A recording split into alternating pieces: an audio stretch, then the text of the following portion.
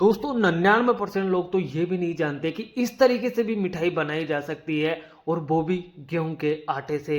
जी हाँ दोस्तों, इतनी शानदार और डिलीशियस मिठाई है कि आप जिसे भी खिलाओगे आपकी तारीफ जरूर करेगा। गेहूं के आटे के साथ साथ दो तीन चीज़ें और डलेगी, तो देर किस बात की दोस्तों, चलिए बनाते हैं। दोस्तों, आप इस मिठाई को बनाने के लिए सबसे पहला काम आपको ये करना है कि आपको गेहूं का आटा लेना है। मैं ग्राम में बताऊं तो आपको 400 ग्राम गेहूं का आटा लेना है और उसे छान कर यूज करना है, क्योंकि गेहूं के आटे के अंदर हल्के मोटे दाने रह जाते हैं, तो इस वजह से आपकी रेसिपी बिगड़ सकती है। तो इन चीज़ों को आप छान कर ही यूज करना। अब आप ऐसा करना है कि इसके साथ साथ ही आधा कप भरकर सूजी लेना। ग्राम में मैं आपको बताऊं तो मैंने 200 ग्राम यहाँ पर सूजी का इस्तेमाल किया है। अब सूजी डालने के बाद में दोस्तों आप इसमें डालना मैदा। तो मैदा दोस्तों ऑप्शनल है, आप डाल भी सकते हो और इसे बिल्कुल स्किप भी कर सकते हो। मैं इसे डाल रहा हूँ, तो मैंने 200 ग्राम ही मैदा लिया है और 100 ग्राम मैंने यहाँ पर बेसन लिया है। तो मेजरमेंट परफेक्ट रहेगा। मेजरमेंट का आप विशेष तौर से ध्यान रखकर ये मिठाई घर पर बनाएंगे तो काफ़ी शानदार बनेगी, क्योंकि इस मिठाई को बनाने के लिए सबसे जो मेन रोल अदा करता है ना, वो करता है मेजरमेंट। अगर मेजरमेंट सही नहीं रहेगा तो आपकी रेसिपी बिगड़ सकती है। तो इसलिए मैं आपको हमेशा बोलता हूँ कि वीडियो को ध्यान से देखा करो और मेजरमेंट अच्छे से समझ लिया करो। फिर उसके बाद में जब आप इसे घर पर बनाओगे तो आपकी रेसिपी बिगड़ने का सवाल ही पैदा नहीं होता। तो आप ऐसा करना है कि इन सारी चीज़ों को डालने के बाद में अच्छे से इसे मिक्स कर लेना। और मिक्स करने के बाद में दो से तीन चीज़ें और डलेगी, क्योंकि ये जो मिठाई का जो स्वाद है ना, इसका जो टेस्ट आएगा इतना लाजवाब आएगा कि आप यकीन मानो फटाफट से प्लेट साफ हो जाएगी। अब दोस्तों इसका फ्लेवर बढ़ाने के लिए मैंने यहाँ पर 100 ग्राम डेसिकेटेड कोकोनट पाउडर लिया है।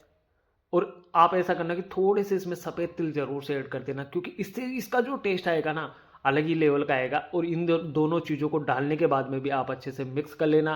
और जो जब आप एक ये मिश्रण बनकर तैयार हो जाएंगे तो हम इसमें पानी ऐड करेंगे। तो इस बात का दोस्तों आप विशेष तौर से ध्यान रखना कि जब आप ये मिठाई बनाएं तो सारी चीज़ें आप एक साथ रख लेना, फिर उसके बाद में आप ये मिठाई बनाना स्टार्ट करना। अब दोस्तों इसमें हम पानी ऐड करेंगे। तो पानी ऐड करने का जो तरीका होता है वो ये होता है कि थोड़ा थोड़ा करके आपको पानी ऐड करना चाहिए। ऐसा नहीं कि एक साथ ही आप इसमें पानी डाल दो। अगर एक साथ डालेंगे तो इसमें लम्स व गुठलियाँ बन जाएगी और फिर वो लम्स व गुठलियाँ सही नहीं हो पाती है और आपकी रेसिपी भी खराब हो सकती है। तो इस बात का भी आपको विशेष तौर से ध्यान रखना है। थोड़ा थोड़ा करके आप इसमें पानी डालते जाइए। तो मैं आपको बता दूं कि इसमें टोटल कितना पानी लगेगा। तो जिस कप से आपने सूजी लिया था ना, बस वो वाला कप भर कर ही आपको इसमें पानी लेना है। तो टोटल आपको यहाँ पर 2.5 कप लग जाएंगे, यानी कि 2 कप पूरे और आधा कप पानी आपको इसमें लग जाएगा। बस इस तरीके से आप मिक्सर की सहायता से इसके लम्स व गुठलियाँ हटा लीजिए। और अगर मान के चलो कि इसमें लम्स व गुठलियाँ रह गई है, हल्की हल्की रह जाती है, ये बिल्कुल क्लियर नहीं हो पाती है, तो आपको एक तरीका और बता देता हूँ कि जिससे आपके जो बैटर होगा उसमें बिल्कुल भी लम्स नहीं रहेंगे। तो आप ऐसा करना है कि इसे मिक्सर जार में डालना और इसे 2 से 3 मिनट अच्छे से चलाकर मिक्स कर लेना, जिससे ये इसमें जो भी लम्स बनेंगे ना वो बिल्कुल ख़त्म हो जाएंगे और आपका जो बैटर बनेगा बिल्कुल परफेक्ट बनेगा। अब दोस्तों आप यहाँ पर या तो ऐसा करना है कि 3 से 4 चम्मच इसमें घी ऐड कर देना, या फिर आप ऐसा करना कि इसमें आधा कप भरकर रिफाइंड ऑयल डाल देना। कोशिश करना है कि आप इसे घी से ही बनाओ। फिर आप इसमें थोड़ा सा मीठा सोडा डालना और बेकिंग पाउडर जरूर से डाल देना और 2 चम्मच चोको पाउडर का जरूर से इसमें डाल देना, जिससे इसका जो फ्लेवर होगा ना बहुत ही बेहतरीन फ्लेवर आएगा और कोई नहीं बताएगा कि आपने इसे गेहूं के आटे से बनाए हैं। ये सारी चीज़ें इसमें डल जाएगी तो इसके बाद में आप खुद सोच सकते हो कि इसका जो फ्लेवर है, इसका जो टेस्ट है कितना शानदार आने वाला है। बस आपको ऐसा करना है कि इन सब चीज़ों को अच्छे से मिक्स कर लेना है, क्योंकि ये जो चीज़ें अच्छे से जब मिक्स हो जाएगी तब देखना इसका जो बैटर होगा बिल्कुल परफेक्ट बनेगा और इसका बिल्कुल जो टेक्सचर आएगा ना, दानेदार टेक्सचर आपको देखने को मिलेगा। तो चम्मच की सहायता से आप इसे अच्छे से मिक्स कर लीजिए। अब इसमें ना तो कोई लम्स रहेगा और ना ही गुठली रहेगी, बस आपको इसे अच्छे से मिक्स कर लेना है। दोस्तों इस तरीके से जब मिठाइयाँ घर पर बनाई जाती है ना, तो बाहर से मार्केट से लाने की आपको बिल्कुल ज़रूरत नहीं पड़ती है और बच्चों को हेल्दी चीज़ें आप घर पर खिला सकते हैं। इसमें ज़्यादा कुछ ऐसी चीज़ें भी नहीं डलती है कि आपको मार्केट से ख़रीद कर लाना पड़ेगा या फिर आपके पास पैसे नहीं है चीज़ें खरीदने के लिए। तो ये सब जो चीज़ें सारी चीज़ें मैंने इसमें डाली है वो सब घर पर ही मिल जाती है। बस आपका जो बैटर बनेगा बिल्कुल परफेक्ट बैटर बनना चाहिए और मेजरमेंट का विशेष तौर से ध्यान रखकर ये मिठाई घर पर बना लीजिएगा। तो जो बैटर मैं बता रहा हूँ बिल्कुल परफेक्ट है। बस इस तरीके से का बैटर आपको बनाकर तैयार कर लेना है। अब दोस्तों केक टिन लेना और उसमें एक बटर पेपर बिछा देना और उस पर थोड़ा सा ऑयल और ग्रीस कर दीजिए और ये जो सारा बैटर है बस उसमें इस तरीके से डाल दीजिए। अब इसको ऊपर से डेकोरेट करने के लिए आप इसमें ड्राई फ्रूट्स का इस्तेमाल कर सकते हो। मैंने यहाँ पर थोड़े से सफ़ेद तिल का यूज किया है और थोड़ी सी इसमें बादाम कतरन भी हम डाल देंगे, क्योंकि ऊपर से अगर ये जो मिठाई है डेकोरेट नहीं होगी तो फिर ये दिखने में अच्छी नहीं दिखती है। तो इस वजह से आप इसमें कोई से भी ड्राई फ्रूट्स का इस्तेमाल कर सकते हो या फिर आप मूंगफली के दाने भी चूरा करके इसके ऊपर डाल सकते हो। अब मैं इसे ओवन में बेक कर रहा हूँ तो मैंने यहाँ पर 180 डिग्री पर 30 मिनट के लिए इसे बेक किया है। आप इसे कढ़ाई में भी बना सकते हो। कढ़ाई में आपको 40 से 45 मिनट का समय लग जाएगा लो फ्लेम पर, तो आप इसे कढ़ाई में भी बेक कर सकते हो। अब इसके साथ साथ ही आप एक काम और करना कि 1 कप आप चीनी लेना और आधा कप आप इसमें पानी डालकर एक चाशनी बनाकर तैयार कर लीजिए। एक तार वाली नहीं बनाएंगे लेकिन एक तार से कम भी नहीं बनाएंगे, उसके इर्द गिर्द ही हम चाशनी बनाने वाले हैं। मैं आपको अभी दिखा देता हूँ कि आपको किस तरीके से चाशनी बनानी चाहिए। अब दोस्तों हमारा जो मिठाई है बनकर तैयार हो चुकी है। ये देखिए ये जो साइज में होगा ना वो बिल्कुल डबल हो जाएगा, इसकी साइज फूल कर डबल हो जाएगी। उसके बाद में आपको इसे बाहर निकाल लेना है। अब हमारी जो चाशनी है वो भी बनकर तैयार हो चुकी है, तो मैं आपको अभी दिखा देता हूँ कि आपको किस प्रकार से चाशनी बनानी है।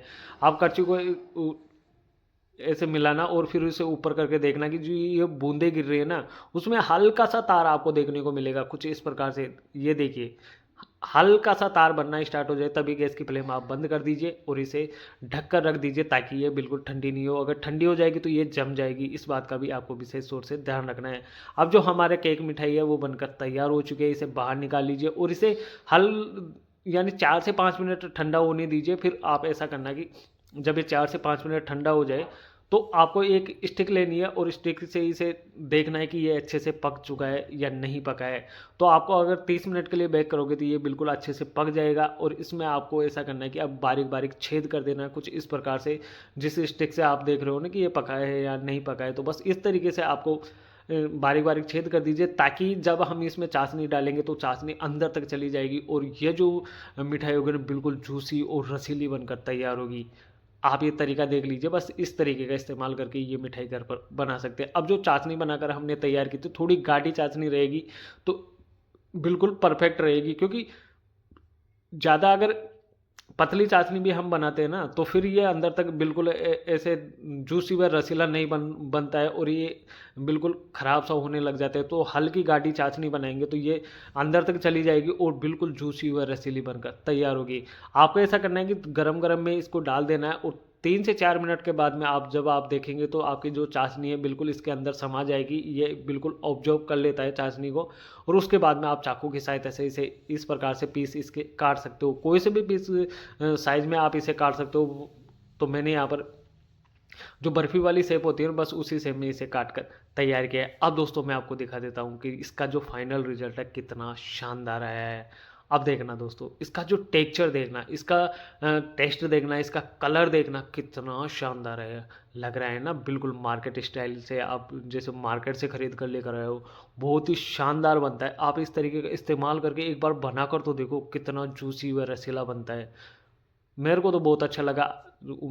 आपको भी ये काफ़ी ज़्यादा पसंद आने वाला है। बस इस तरीके का इस्तेमाल कीजिए और ये शानदार मिठाई आप घर पर बना सकते हो। मैंने बोला था कि 99% लोग इस तरीके से मिठाई नहीं बनाते हैं, तो आपने भी इस तरीके से कभी मिठाई नहीं बनाई होगी। कभी आपने केक मिठाई इस तरीके से बनाकर नहीं खाया होगा। तो अगर नहीं बनाया है तो इस तरीके से बना लेना।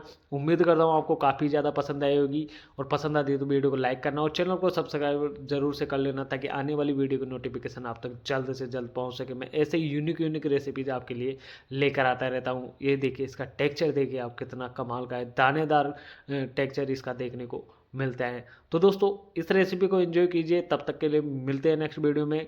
तब तक के लिए धन्यवाद। बस एंजॉय करते रहिए।